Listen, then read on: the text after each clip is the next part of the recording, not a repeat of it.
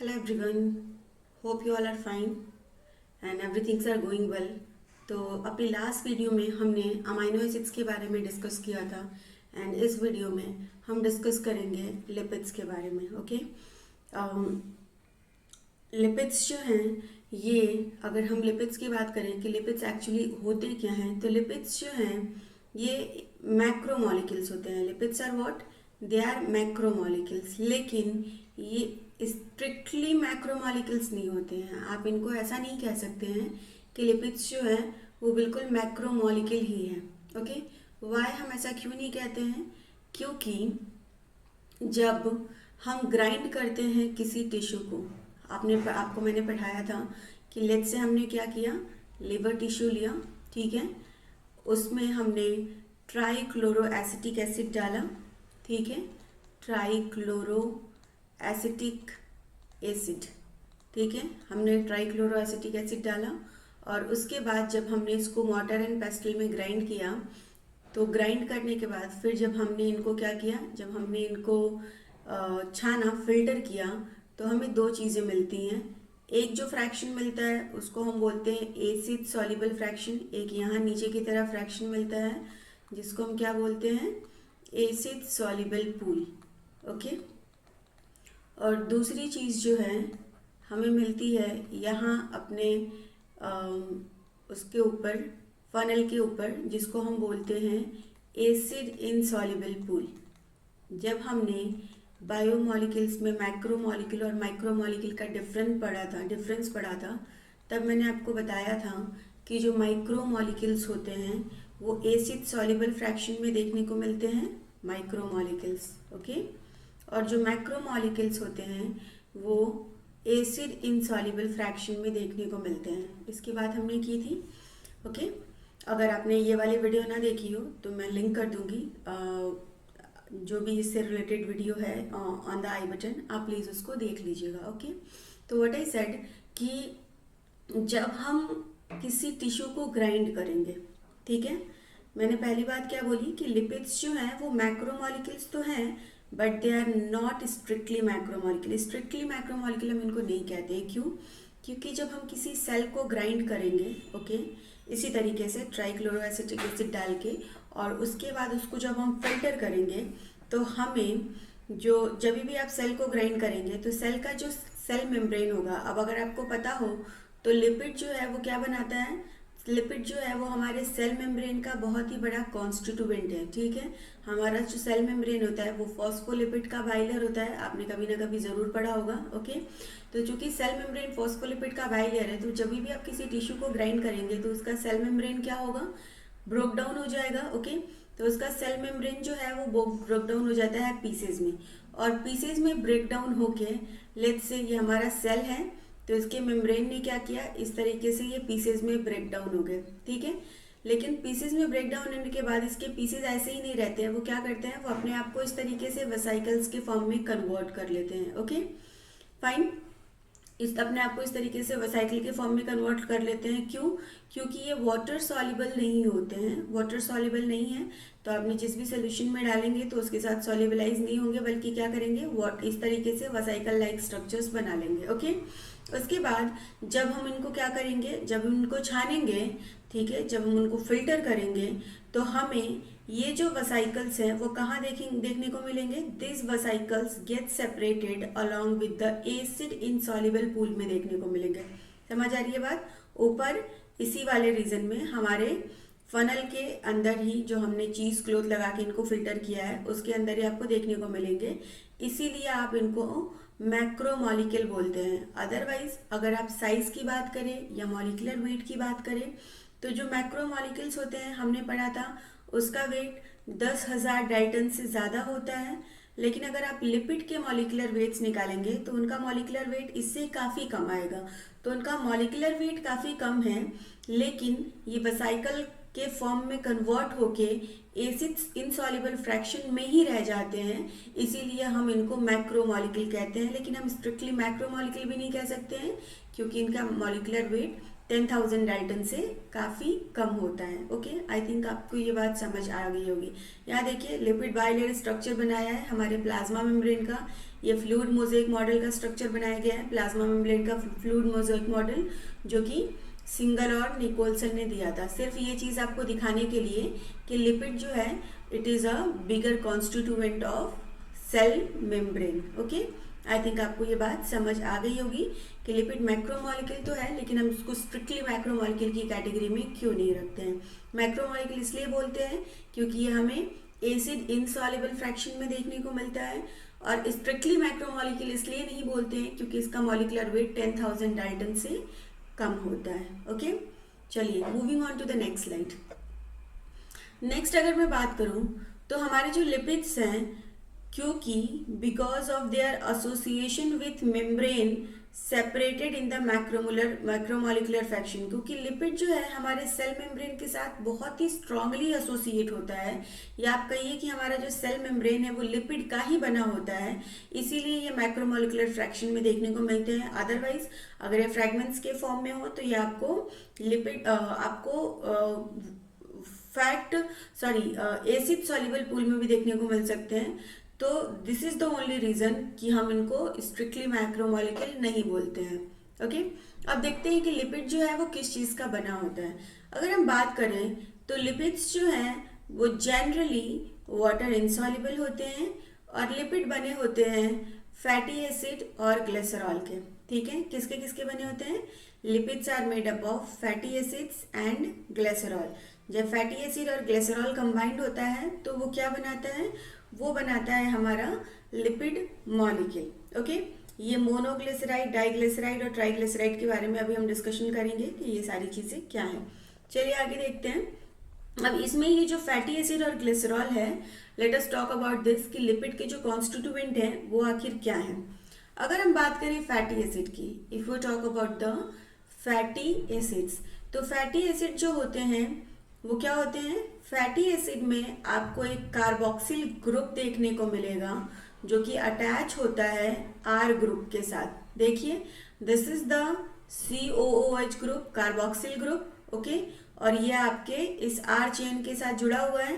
Fine, this is linked with the R group. तो जब भी आपका कार्बोक्सिल ग्रुप किसी आर ग्रुप के साथ जुड़ता है तो वो क्या बनाता है? वो बनाता है आपका फैटी एसिड। ये जो आर ग्रुप है ये क्या हो सकता है? ये आर ग्रुप आपका एक CH3 मॉलिक्यूल भी हो सकता है, ये आर ग्रुप आपका एक C2H5 मॉलिक्यूल भी हो सकता है, या ये आर ग्रुप आपका कार्बन नंबर 1 से लेके कार्बन नंबर 19 तक हो सकता है। समझ आ रही है बात? आर ग्रुप में कितने कार्बन हो सकते हैं? 1 से लेके 19 तक के कार्बन आर ग्रुप में हो सकते हैं। जैसे हम अगर बात करें तो पाल्मिटिक एसिड जो है वो एक फैटी एसिड है। ठीक है, इसके अंदर टोटल कितने कार्बन है? इसके अंदर टोटल 16 कार्बन है, including carboxyl carbon. Carboxyl carbon को लेके इसके पास आर ग्रुप में और कितने कार्बन है? 15 कार्बन है।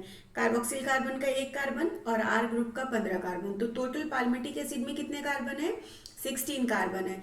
इंपॉर्टेंट है, नीट में पूछा गया है, तो आपको याद रखना पड़ेगा कि पाल्मिटिक एसिड में टोटल 16 कार्बन है, इंक्लूडिंग द कार्बोक्सिल ग्रुप का कार्बन। ओके, नेक्स्ट देखिए, एक और फैटी एसिड है जिसका नाम है एरिकिडोनोइक एसिड। ठीक, एरिकिडोनोइक एसिड भी इंपॉर्टेंट है। इसमें कितने कार्बन होते हैं?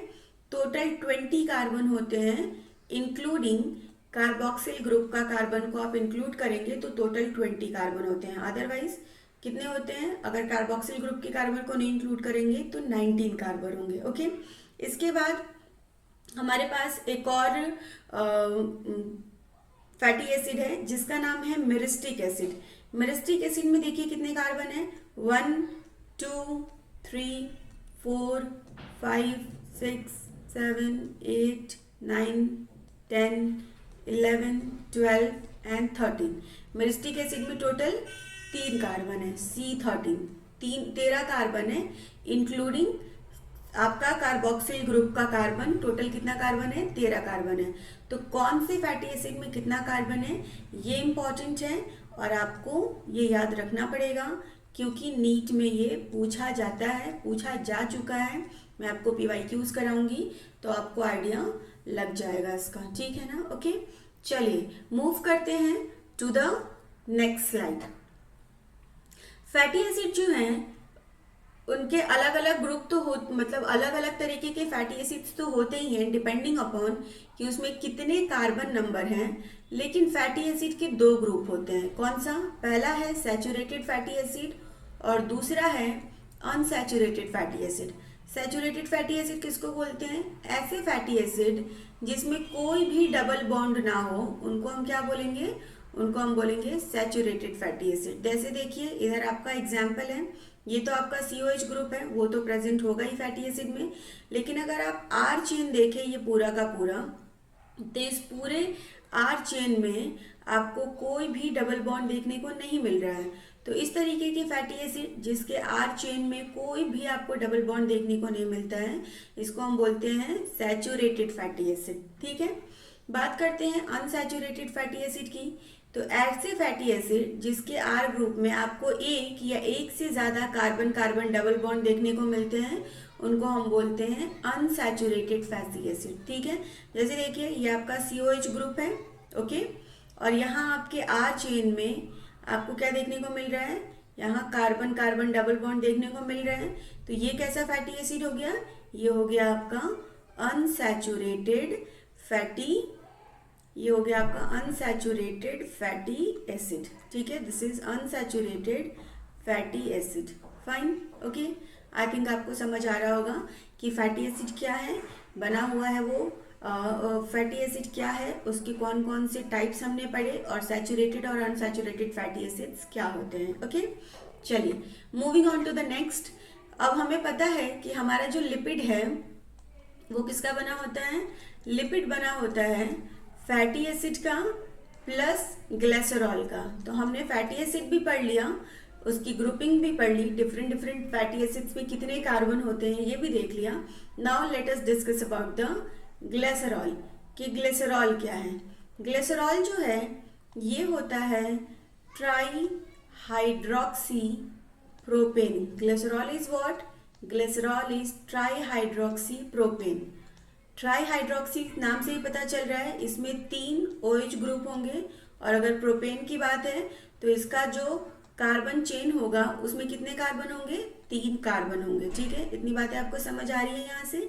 अब देखिए ये है आपका ग्लिसरॉल का structure. You can see this and this both are, ये सब कुछ आपके ग्लिसरॉल के ही स्ट्रक्चर्स हैं, ठीक है ना, ओके।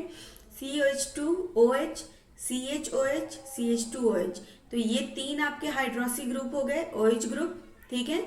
और ये आपका मीथेन, इथेन, प्रोपेन, 3 कार्बन का चेन हो गया। तो this is what? This is the tri hydroxy propane molecule, okay. Clear what is glycerol? चलिए नेक्स्ट बात करते हैं, moving on to the next. अगर ग्लिसरॉल मॉलिक्यूल के साथ अगर क्या हो, ग्लिसरॉल, एक ग्लिसरॉल के मॉलिक्यूल के साथ एक फैटी एसिड का मॉलिक्यूल जुड़ा होता है तो क्या फॉर्म होता है? तो फॉर्म होता है मोनोग्लिसराइड। मोनोग्लिसराइड कब फॉर्म होता है? जब एक ग्लिसरॉल के साथ एक फैटी एसिड जुड़ा होता है तो हम क्या बोलते हैं? मोनोग्लिसराइड फॉर्म हुआ है। जब एक ग्लिसरॉल के साथ 2 फैटी एसिड के चेन जुड़े होते हैं then it forms what? Then it forms diglyceride, okay. और जब एक ग्लिसरॉल मॉलिक्यूल के साथ 3 फैटी एसिड के चेन जुड़े होते हैं तो वो क्या बनाता है? वो बनाता है ट्राइग्लिसराइड, ओके। आई थिंक आपको क्लियर हो गया होगा मोनोग्लिसराइड क्या है, डाइग्लिसराइड क्या है और ट्राइग्लिसराइड क्या है, okay fine. Next let us move to the next topic.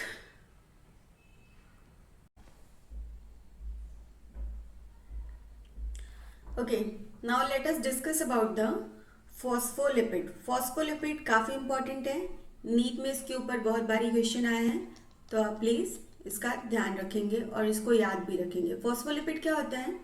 कुछ लिपिड्स जो होते हैं उसके अंदर फॉस्फोरस होता है, ठीक है। फॉस्फोरस इज एन एलिमेंट, कुछ लिपिड्स के अंदर पाए जाते हैं, और जिन लिपिड्स के अंदर फॉस्फोरस पाए जाते हैं उन्हीं लिपिड्स को हम क्या बोलते हैं? फॉस्फोलिपिड बोलते हैं। दूसरे तरीके से आप कैसे डिफाइन कर सकते हैं? फॉस्फोलिपिड क्या? फॉस्फोराइलेटेड ऑर्गेनिक कंपाउंड्स जो होते हैं उन्हें ही हम क्या बोलते हैं, उन्हें ही हम फॉस्फोलिपिड बोलते हैं। ये कहाँ पाए जाते हैं, ये पाए जाते हैं सेल मेम्ब्रेन में। ओके, एग्जाम्पल क्या है फॉस्फोलिपिड का, लेसिथीन जो है वो एक फॉस्फोलिपिड है। Lecithin is what, lecithin is a phospholipid. Okay, देखिए जैसे ये एक फॉस्फोलिपिड है। ओके, इसमें आपको फॉस्फोरस इज एन एलिमेंट दिख रहा है, this is what, this is a phospholipid. अगर हम लेसिथीन के स्ट्रक्चर की बात करें तो here is the structure of lecithin. You can see यहाँ पे फॉस्फोरस जो है वो प्रेजेंट है, तो this is what, this is a phospholipid. Okay, this is the structure of phospholipid. यही सारी बातें हैं आपके लिपिड्स के अंदर। तो हमने आज की क्लास में क्या क्या डिस्कस किया, हमने डिस्कस किया कि लिपिड क्या होता है, उसके बाद हमने पढ़ा कि लिपिड जो है वो फैटी एसिड और ग्लिसरॉल से बना होता है। फिर हमने फैटी एसिड की बात की। इसके बाद हमने फैटी एसिड में अलग अलग टाइप पढ़े डिपेंडिंग अपॉन कि उसके आर ग्रुप में कितने कार्बन्स हैं। ठीक है, 1 से लेके 19 कार्बन तक हो सकते हैं और COH ग्रुप भी होता है। फिर हमने सैचुरेटेड और अनसैचुरेटेड फैटी एसिड की बात की।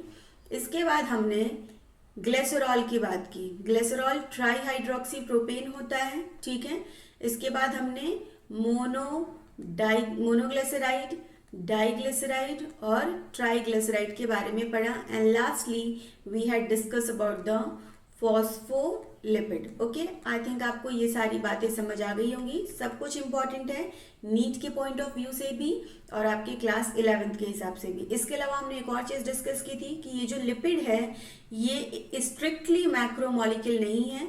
इसके पीछे का रीजन भी हमने डिस्कस कर लिया है। ओके, आई थिंक आपको ये बातें समझ आ गई होंगी। आगे की बातें चीज़ों के बारे में हम डिस्कस करेंगे कल की क्लास में। कल की क्लास में हम पढ़ेंगे अपने उसके बारे में which is known as nucleic acid. हम किसके बारे में पढ़ेंगे, नेक्स्ट क्लास में हम पढ़ेंगे न्यूक्लिक एसिड के बारे में, जो कि है हमारा DNA और RNA, इन दोनों के कॉम्पोजिशन के बारे में और इसके बारे में बाकी सारी बातों के बारे में हम डिस्कस करेंगे अपने अपकमिंग वीडियोस में। होप आपको वीडियोस पसंद आ रही होंगी। अगर आपको वीडियोस पसंद आए तो प्लीज़ लाइक कर दीजिएगा, चैनल को सब्सक्राइब कर दीजिएगा और इसे जितना हो सके उतना शेयर कीजिएगा अपने फ्रेंड्स में, so that they can also get benefit from this particular platform. Okay, thank you for watching guys, bye bye, take care.